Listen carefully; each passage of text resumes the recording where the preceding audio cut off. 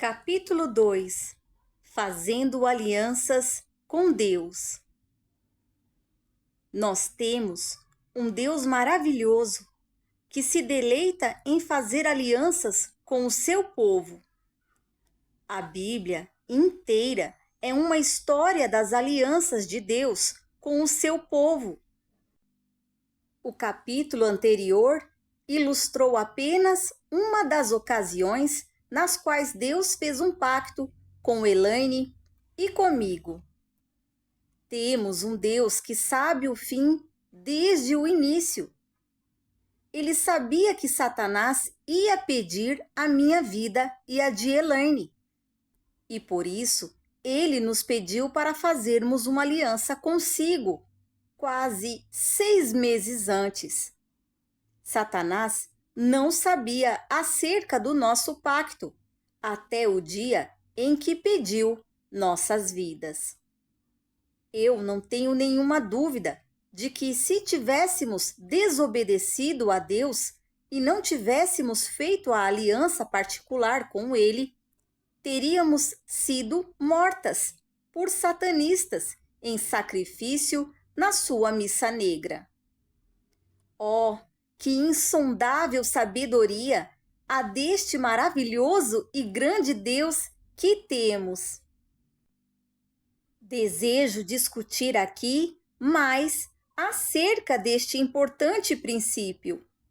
Um grande número de cristãos está inconsciente do desejo que Deus tem de fazer aliança com o seu povo, e assim não estão alertas para ouvir a orientação do Espírito Santo, quando Deus deseja fazer uma aliança com eles.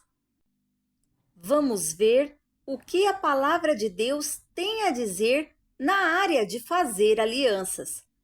O próprio dom de Jesus Cristo é considerado uma nova aliança de Deus com os homens. Ora, o essencial das coisas que temos dito é que possuímos tal sumo sacerdote, que se assentou à destra do trono da majestade nos céus, como ministro do santuário e do verdadeiro tabernáculo que o Senhor erigiu, e não o homem. Agora, com efeito, obteve Jesus ministério tanto mais excelente quanto é ele também mediador de superior aliança, instituída com base em superiores promessas. Hebreus 8, de 1 a 6. Esta superior aliança refere-se às promessas de Deus que se cumpriram quando Jesus pagou o preço por nossos pecados na cruz, para nos trazer a um relacionamento como filhos e filhas de Deus e juntarmos-nos aos herdeiros com Cristo na eternidade. Virá de Sião o libertador, e ele apartará de Jacó as impiedades. Esta é a minha aliança com eles, quando eu tirar os seus pecados. Romanos 11, 26 e 27. Deus faz uma aliança com cada um de nós quando pedimos a Jesus para perdoar nossos pecados e tornar-se nosso Senhor, Salvador e Mestre. A maior parte dos cristãos para neste ponto, mas este não é o desejo do coração de Deus. Nós somos tão privilegiados que Deus tem um plano especial para cada uma de nossas vidas e um trabalho especial para cada um de nós fazer. Se tão somente estivéssemos dispostos que Ele usasse a nossa vida à sua maneira, muitas vezes Deus nos falaria através do Espírito Santo, dando-nos conhecimento de que Ele deseja fazer uma aliança conosco, assim como fez com Noé, com Abraão, com Moisés, com Josué e assim por diante, pelas páginas de toda a Escritura. Fazer alianças com Deus tem sido uma parte importante da minha vida. E a coisa mais importante que me tem dado estabilidade durante os últimos 7 anos de intenso combate com Satanás. Vou compartilhar algumas destas alianças com você, na esperança de ajudá-lo a compreender este importante princípio. Eu nasci como fruto de uma aliança. Meus pais tinham 36 anos de idade quando se casaram. Era o primeiro casamento para ambos. E os dois eram cristãos. Eles tiveram meu irmão quando minha mãe estava com 40 anos. E o médico disse que ela não poderia ter mais filhos. Bem, ela e meu pai não ficaram contentes com esta decisão.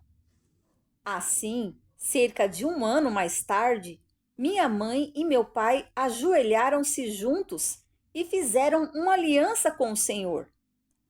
Eles prometeram a Deus, se ele lhes desse mais um filho, eles entenderiam que a criança teria vindo ao mundo por uma única razão: para servir ao Senhor por toda a sua vida.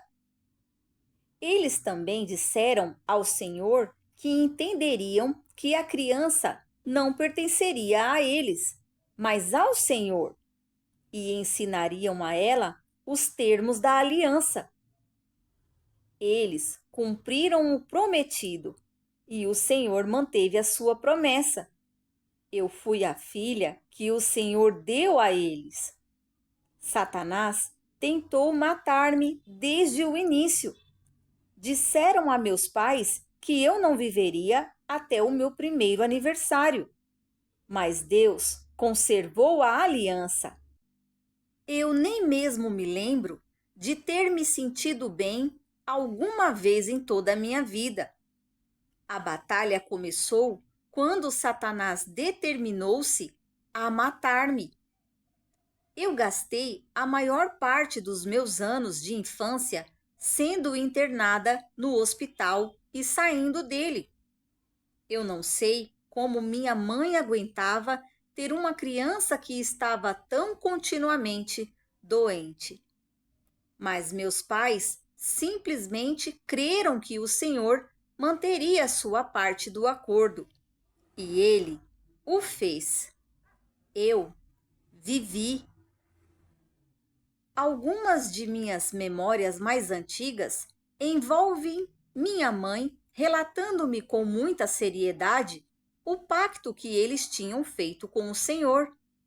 Muitas e muitas vezes ela segurava-me pelos ombros e, olhando bem em meus olhos, dizia: Filha, você não pertence a nós, você pertence a Deus. Você foi trazida a este mundo por uma única razão, que é servir ao Senhor Deus toda a sua vida. Nunca se esqueça disso. Eles me apresentaram o Evangelho desde cedo, quando eu era bem pequena.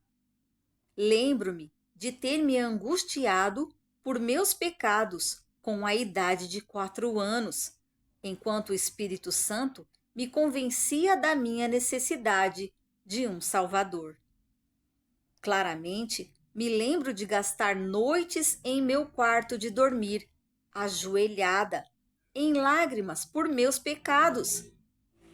Até que finalmente um dia o Senhor confirmou-me que ele era real, que Jesus Cristo era real e que ele havia morrido na cruz para lavar-me de meus pecados. Que dia de alegria e regozijo foi para mim e para meus pais, quando o Senhor finalmente me deu a paz de que Jesus havia se tornado o meu Salvador. Isso foi um pouco antes do meu 5º aniversário. Os anos passaram e os problemas vieram. O grupo religioso em que meus pais estavam tornou-se muito maligno e controlado por demônios. Eles afirmavam ser o único povo em todo o mundo que conhecia a verdade e que iria para o céu. Alcoolismo e adultério estavam sem controle dentro do grupo. Eu era desprezada tanto dentro quanto fora do grupo, o que me causou muitas horas de lágrimas. Mas o Senhor estava mantendo o pacto e livrando-me de relações pecaminosas. O controle mental demoníaco era tão grande dentro do grupo que todos eram completamente dominados pelo medo, inclusive meus pais. Ele tornou-se uma seita rígida, controladora. Os membros eram ensinados que perderiam a salvação se deixassem o grupo ou se desobedecessem aos líderes. Mas minha mãe já havia me ensinado, nos meus primeiros anos de vida, que eu era sempre diretamente responsável perante Deus por qualquer coisa que fizesse ou dissesse. Que não deveria jamais estar apenas seguindo um grupo e que eu deveria sempre estudar a palavra de Deus, a Bíblia, e decidir por mim mesma o que era certo e o que era errado, de acordo com a palavra de Deus. Ela não sabia que estava me ensinando justamente acerca do grupo em que esteve durante toda a sua vida. É interessante, quando olho para trás agora, perceber que quando aceitei o Senhor naquela tenra idade, Ele me deu o dom de discernir os espíritos. Eu não sabia o que era isso, porque me fora ensinado que os dons do Espírito Santo não estavam disponíveis nos dias atuais. Lembro-me de quantas vezes fui de volta para casa, retornando dos encontros do grupo, chorando e dizendo com os olhos lacrimejando: Papai, papai, havia algo maligno lá. Eu senti. Eu costumava literalmente ficar doente fisicamente a cada vez que íamos a uma reunião. Mas meus pais não entendiam o que estava acontecendo.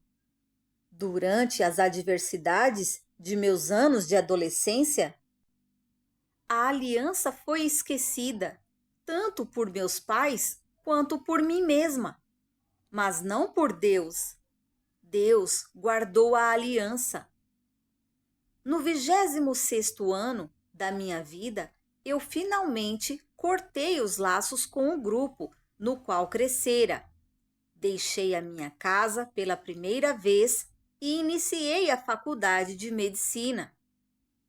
Eu morava num grande campus universitário e estava naturalmente muito excitada por todas as oportunidades que se me apresentavam. Eu tensionava explorá-las todas. Mas Deus lembrou-se da aliança que ele tinha feito com meus pais. Na primeira semana na universidade, o Senhor colocou a sua mão sobre a minha vida, tão poderosamente que me senti completamente miserável. Eu sabia que não estava agindo bem com o Senhor, mas não sabia o que fazer a respeito. Eu morria de medo de ir a uma igreja, porque o grupo no qual cresci e vivi ensinou que as igrejas formais, que tinham pastores, estavam operando em pecado contra o Espírito Santo, e que se qualquer um de nós fosse a uma igreja, o Senhor nos mataria ou nos entregaria a Satanás para sermos atormentados. Aquele ensino estava completamente errado, mas eu não estava tão certa disso e estava aterrorizada de ir a uma igreja.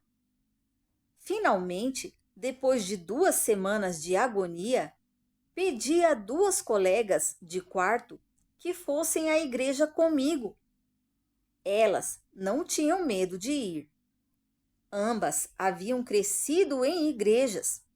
Nenhuma delas era cristã. Fomos finalmente a um pequeno ministério no campus e eu fiquei bem aliviada ao descobrir que o Senhor não me matou, mesmo quando eu falei com o próprio ministro. Pela primeira vez na minha vida, fui ensinada por aquele ministro que é possível ter um relacionamento pessoal com o Senhor, de forma que ele fale e comunique-se conosco, tal como ele fez com as personagens bíblicas. Entretanto, ele também ressaltou que nós não poderíamos ter um tal relacionamento com o Senhor a menos que assumíssemos um compromisso total com ele. Eu nunca ouvira um ensino assim. Pela primeira vez na vida, eu vi e experimentei o amor de Deus através daquele grupo de estudantes cristãos. Eu vi o pastor e outros vivendo em um andar íntimo com o Senhor, e o meu coração clamou por um relacionamento igual a este com Deus. Era a parte do compromisso total que me fazia hesitar. Eu achava aquilo extremamente assustador, mas sabia que não tinha escolha. Finalmente, no final do primeiro semestre, eu não podia suportar mais.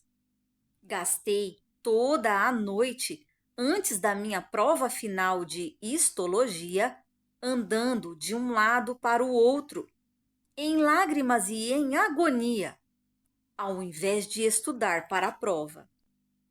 Ao final, quando já estava amanhecendo, peguei uma folha de papel e escrevi nela cada área de minha vida, minha carreira, minha família e entes queridos, onde eu iria viver, onde eu iria trabalhar e se teria algum amigo, meu corpo físico, minha reputação e a área mais difícil de todas, se algum dia me casaria. Tudo isto eu entreguei ao Senhor, assinei e datei o papel. Eu tinha uma grande expectativa de que, quando finalmente fizesse uma entrega tão ampla e total, eu seria atingida por um raio e cairia falando em línguas. Afinal, era como havia acontecido em todos os livros que eu tivera lendo. Para meu horror, nada aconteceu. Eu nem sequer me senti nem um pouco diferente. Eu tinha feito um compromisso terrivelmente grande com o Senhor, esperando que ele fizesse algo miraculoso de volta, mas ele decidiu não agir assim. Eu estava arrasada. De alguma forma, consegui concluir os exames finais e então fui para casa, para a pausa de 2 semanas do Natal. Gastei as 2 semanas inteiras no meu quarto em lágrimas e jejuns. Eu estava desesperada. Atingira o ponto em que fui totalmente consumida pelo desejo de ter uma relação pessoal com o Senhor. Eu simplesmente não podia continuar a viver sem isso. Meus pobres pais estavam muito perturbados. Eles pensaram que eu tinha ficado louca pelas pressões da escola. Eles simplesmente não podiam compreender o que eu lhes falava. Finalmente, 2 dias antes do fim das férias, fiz as malas e voltei ao campus da universidade. Nunca esquecerei o dia seguinte. Fui ao ministro do grupo e sentei-me chorando em seu escritório, dizendo-lhe que tinha feito o compromisso e que nada acontecera. O Senhor não havia falado comigo nenhuma vez, e eu nem mesmo me sentia diferente. Ele começou a rir. Aposto que você pensou que seria atingida por um relâmpago de luz e começaria a falar em línguas, não é? Sim, não é assim que sempre acontece? Não. Deus é Deus e ele trabalha da forma que ele quer. Ele trabalha na vida de cada pessoa de forma diferente. As Escrituras ordenam: enchei-vos do Espírito. Efésios 5:18. Você pediu ao Senhor para enchê-la com seu Espírito Santo e você fez uma entrega total a Ele. Agora, você deve colocar-se de joelho e, em fé, agradecer a Ele por cumprir a sua promessa e pedir-lhe que trabalhe em sua vida como Ele quiser. Então, prossiga assim e verá o Senhor começar a mudar a sua vida. Agradeço a Deus pela sabedoria daquele pastor. Eu fiz como ele me aconselhou e dentro de 3 semanas eu era uma pessoa diferente. A primeira mudança que experimentei foi uma incrível fome de ler e estudar a palavra de Deus. Eu li a Bíblia completamente, do início ao fim, pela primeira vez em minha vida. Rapidamente, o Senhor me apontou numerosas áreas da minha vida que não estavam lhe agradando. E cerca de 1 mês mais tarde, após eu lhe ter feito aquela entrega total, ele falou comigo pela primeira vez. Uma discussão mais profunda do tópico de ouvir o Senhor é encontrada no capítulo 7. Depois disso, o meu relacionamento com o Senhor desenvolveu-se rapidamente.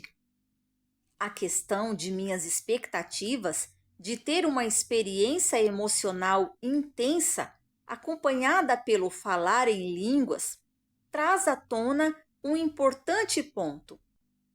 Satanás tem atacado a área de dons do Espírito Santo, o batismo no Espírito Santo, como alguns o chamam, mais intensamente do que qualquer outra, especialmente nestes últimos dias. A maior parte dos pentecostais querem o poder sem a cruz. Eles especializam-se em experiências emocionais, infelizmente. Os tradicionais também não querem a cruz. Assim, eles dizem que o poder não é para os nossos dias. Ambas as posições estão erradas. O problema que a humanidade sempre teve e sempre terá é que Deus é Deus. Ele não deve satisfação a nós e nós não podemos controlá-lo de forma alguma. Ele não tem que fazer nenhuma coisa como pensamos que ele deveria fazer. Os dons do Espírito Santo são apenas isso, presentes que nos são concedidos e que operam quando e como o Espírito Santo determinar, não como nós determinamos. Nós não podemos invocar os dons ou forçá-los a operar em nossas vidas quando nós quisermos. Eles estão em operação somente quando Deus assim determina. Devemos andar em obediência e fé. Parte desta fé é a compreensão e a aceitação de que os dons operam somente da forma que o Senhor deseja. Os cristãos parecem gastar a maior parte do seu tempo tentando formular doutrinas para evitar depender da soberania de Deus. Isto simplesmente não pode ser feito. Quanto antes aceitarmos isso, mais cedo chegaremos mais perto do Senhor em nosso relacionamento pessoal com Ele. O meu primeiro pacto com o Senhor foi na época da minha salvação. O meu segundo pacto foi quando eu fiz de Jesus o Senhor total da minha vida, ao fazer aquela entrega total. Eu fui a parte que me tomou a iniciativa nestes dois pactos. Todos os demais pactos, nos anos seguintes, foram da iniciativa de Deus. Acredito que Deus quer que cada pessoa tome a iniciativa nesses dois pactos por si mesmas, e então Deus tomará a iniciativa nos restantes. Meus pais solicitaram um pacto com o Senhor, com o qual ele demonstrou concordar, ao realizar o milagre da segunda gravidez de minha mãe. Eles tiveram apenas 2 filhos. O terceiro grande pacto que eu fiz com o Senhor foi quando aceitei sua chamada para a batalha espiritual. Escrevi sobre isso em meu primeiro livro. Ele veio para libertar os cativos. Este terceiro pacto aconteceu 5 anos após o segundo. Eu havia, por ordem do Senhor, trazido Elaine para morar comigo em minha casa, para protegê-la do ataque dos satanistas. Depois que o Senhor nos guardou em segurança, houve um breve período de espera, antes do começo da batalha com os demônios em Elaine. Quando olho para trás, para aquela época, percebo que precisava de um outro pacto com o Senhor antes de prosseguir naquela batalha. Assim como Deus tinha feito a aliança com Josué, antes que ele cruzasse o Jordão para derrubar Jericó. Deus deteve os espíritos demoníacos inativos por cerca de 2 semanas, até que eu pudesse decidir sobre este novo pacto. Durante aquele tempo, o Senhor falou-me muito claramente e disse-me que desejava fazer um pacto comigo. Os termos desse pacto eram como se segue. Primeiro, eu deveria entregar a minha vida a Deus para ser usada da forma que Ele quisesse para combater diretamente Satanás e seus demônios. Em segundo lugar, eu deveria compreender que tal compromisso traria um preço muito alto. Eu acabaria por perder a minha carreira, a minha família, todos os meus amigos e quase tudo que eu considerava precioso. Eu iria também sofrer tremendamente, física e emocionalmente. Mas Deus prometeu que Ele estaria ao meu lado à medida que eu passasse por tudo isso e que, através disso, Ele se revelaria a mim de uma forma profunda e pessoal, que não seria possível de nenhuma outra forma em minha vida. Muitas almas seriam salvas e retiradas do cativeiro de Satanás. Deus também me deixou claro que este compromisso era a primeira escolha dele para a minha vida.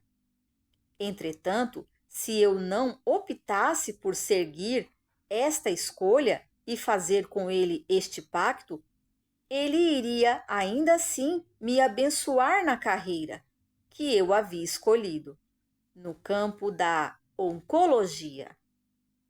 Eu não iria, sem este pacto, conhecê-lo pessoalmente, tanto quanto conheceria sendo pela estrada da guerra espiritual. Foi uma decisão difícil. Angustiei-me com a decisão por cerca de uma semana, avaliando o custo o melhor que podia. Eu sabia, sem sombra de dúvida, que uma vez que fizesse esse pacto, não haveria oportunidade de voltar atrás. Quando as coisas ficassem difíceis, eu não poderia mudar de ideia. Se eu fizesse, iria perder o meu relacionamento com o Senhor. E isto eu não podia suportar. Finalmente, no fim daquela semana, dobrei-me de joelhos e fiz aquele pacto com o Senhor, mudando assim o curso da minha vida para sempre. O Senhor aproximou-se de mim, propondo vários pactos, com muito mais frequência depois disso. Logo depois da libertação final de Elaine, ele falou comigo um dia com relação à minha hora silenciosa. Ele disse-me para fazer um pacto com ele novamente. Ele me disse que sabia quanto tempo eu precisava gastar com ele e cada dia lendo a sua palavra e orando. Ele me disse para pôr de lado o meu despertador e deixar que ele mesmo me acordasse. Ele me disse que sempre que me acordasse, eu deveria levantar-me e gastar o resto do tempo com ele, antes de me preparar para o trabalho. Eu concordei com o pacto e desde então não tenho mais utilizado o despertador. Nos 2 anos seguintes, com bastante frequência, o Senhor me acordou 2 ou 3 da madrugada. Muitas vezes, ele me permitia dormir somente 1 ou 2 horas, e eu gastava o resto da noite em oração, e lendo e estudando a sua palavra. Ele me treinou para despertar instantaneamente ao seu chamar, a qualquer hora da noite. Isto salvou as nossas vidas em mais de uma ocasião, pois somos frequentemente atacadas fisicamente por satanistas e o Senhor me acorda para me avisar do perigo. Estou certa de que no início deste período de treinamento, houve vezes em que eu acordei sem que o Senhor tivesse de fato me chamado. Entretanto, à medida em que eu andei em fé e sempre levantava cada vez que despertava, o Senhor treinou-me para ser mais e mais sensível à chamada. Eu não sou a única pessoa a quem Deus tem treinado desta forma. Vou dar um outro exemplo. Há cerca de 1 ano, fiquei muito doente com um problema no pulmão. Eu estava com tanta dificuldade de respirar que tive que permanecer sentada, ereta, em uma cadeira por 2 semanas. Na primeira noite em que finalmente melhorei de modo a conseguir deitar-me, estava totalmente exausta e caí num profundo sono. Eu estava dormindo em uma poltrona na sala de estar quando o Senhor me chamou, cerca de 2 da madrugada, e me disse para levantar e verificar a porta da frente. Escutei o nosso cachorro rosnando, rosnando, mas eu parecia não conseguir fazer o meu corpo obedecer, levantar-se. O Senhor compreendeu, como sempre o faz. Enquanto eu estava esforçando-me para despertar de forma a forçar o meu corpo a se levantar da poltrona, o Senhor acordou um de nossos irmãos cristãos, que é advogado. Ele disse a este irmão para levantar-se e telefonar para nós. Felizmente, Bud foi obediente. Apesar de ter se sentido um pouco tolo fazendo isso, ele nos telefonou. O telefone estava no quarto de Elaine, mas ela tem um sono profundo e praticamente não ouve nada. Elaine não iria normalmente ouvir o telefone, mas o Senhor aumentou o som da campainha de tal forma que ela acordou. Bud disse a ela que se sentia um pouco tolo por ligar, mas o Senhor lhe havia dito para telefonar e nos dizer que nós estávamos em perigo. Elaine veio até onde eu estava, conseguiu acordar-me plenamente e contou-me do telefonema de Bud. Eu lhe pedi para verificar a porta da frente, como o Senhor me havia dito. De fato, alguém tinha acabado de quebrar a tranca e já estava no processo de abrir a porta quando Elaine chegou. Ela falou alto e ordenou-lhes que fossem embora, em nome de Jesus. E eles fugiram. Pouco depois do pacto que eu descrevi no primeiro capítulo, Elaine ainda estava no hospital, muito doente. Um domingo, enquanto eu me dirigia para a casa após o culto da manhã, o Senhor falou comigo e me disse que em breve eu teria que enfrentar face a face um dos demônios de alta posição a serviço de Satanás e que ele tentaria me matar. Eu disse: Ó Senhor, eu não sinto que estou preparada espiritualmente para um confronto desses. O Senhor replicou: Decida o que quer receber de mim, para se preparar para esse confronto. Então vá à frente após o culto da noite e eu pactuarei com você para lhe dar o que for necessário. Naquela noite, eu me debrucei em intensa oração sobre a minha Bíblia. Num dado momento, cheguei a uma lista com 12 coisas, cada uma com versículos nas Escrituras para respaldá-la. Pedi coisas tais como a habilidade para ter resistência e permanecer firme como bom soldado de Cristo Jesus. Segundo a Timóteo 2:3. Pedi um espírito de poder, amor e moderação. Segundo a Timóteo 1:7. E também pedi dos Salmos, passagens tais como Salmo 144:1. Bendito seja o Senhor, rocha minha, que me adestra as mãos para a batalha e os dedos para a guerra. Acima de tudo, pedi ao Senhor para tornar a sua direção muito clara para mim e fazer-me especialmente sensível à sua voz. Aquele pacto foi o segundo que eu fiz com o Senhor numa igreja. Eu nunca me esquecerei daquela noite. Depois de terminado o culto, silenciosamente fui ao altar, esperando orar por mim mesma, já que não tinha havido chamada formal ao altar após o culto naquela noite. Porém, o Espírito Santo deve ter alertado o pastor Pet, pois ele rapidamente veio a mim e me perguntou como poderia ajudar.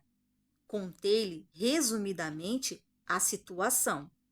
Eu havia escrito meus pedidos em um bloco de anotações que não abri. Não senti que era necessário o pastor conhecer os meus pedidos. Ele concordou em orar comigo e simplesmente ser uma testemunha do pacto. Eu orei primeiro.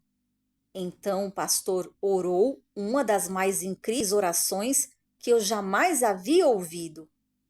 No poder do Espírito Santo, ele listou um a um todos os pedidos que eu havia escrito no bloco de notas, fechado, e pediu ao Senhor para cumpri-los em minha vida.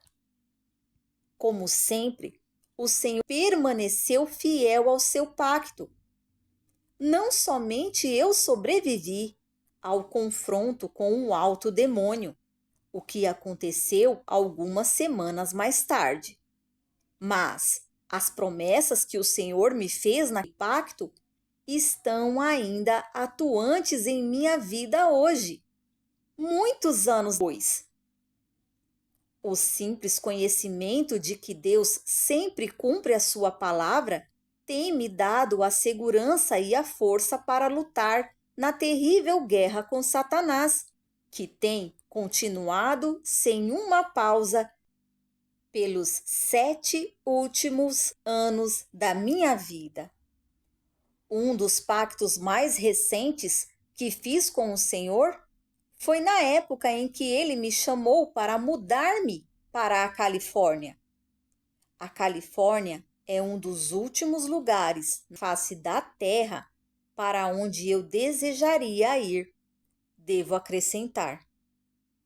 Eu não posso revelar todos os termos deste pacto, mas aqui estão alguns deles. Eu deveria mudar-me para a Califórnia e andar em completa obediência ao Senhor. Eu deveria também compreender que lá eu finalmente entregaria a minha vida para o Senhor. Ele, por sua vez, iria suprir as nossas necessidades, não os nossos desejos, proteger-nos até que chegasse o tempo de rendermos as nossas vidas, e abriria para o nosso ministério as portas que ele quisesse abrir e fecharia aquela que ele quisesse fechar. Lembre-se, Deus nunca lida com duas pessoas de forma idêntica. Cada um de nós é tão precioso para ele como um indivíduo único no universo, que ele nos trata como tal. Porém, uma vez que você esteja consciente deste princípio de fazer aliança com Deus, ele estará livre para lhe propor pactos específicos, segundo a vontade dele. O problema, porém, é que a maioria das pessoas quer fazer um pacto com o Senhor nos termos delas, não nos termos dele. Elas querem saúde e riqueza, conforto e satisfação para os desejos carnais. Tiago diz isso muito bem. Pedes e não recebeis, porque pedes mal, para esbanjardes em vossos prazeres. Tiago 4, 3. Há 2 pactos que todo cristão deve fazer com o Senhor. Estes são claramente ordenados na palavra de Deus.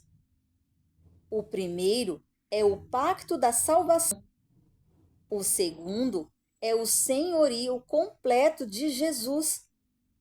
Ninguém pode progredir para uma relação mais profunda com o Senhor sem primeiro fazer estes 2 pactos.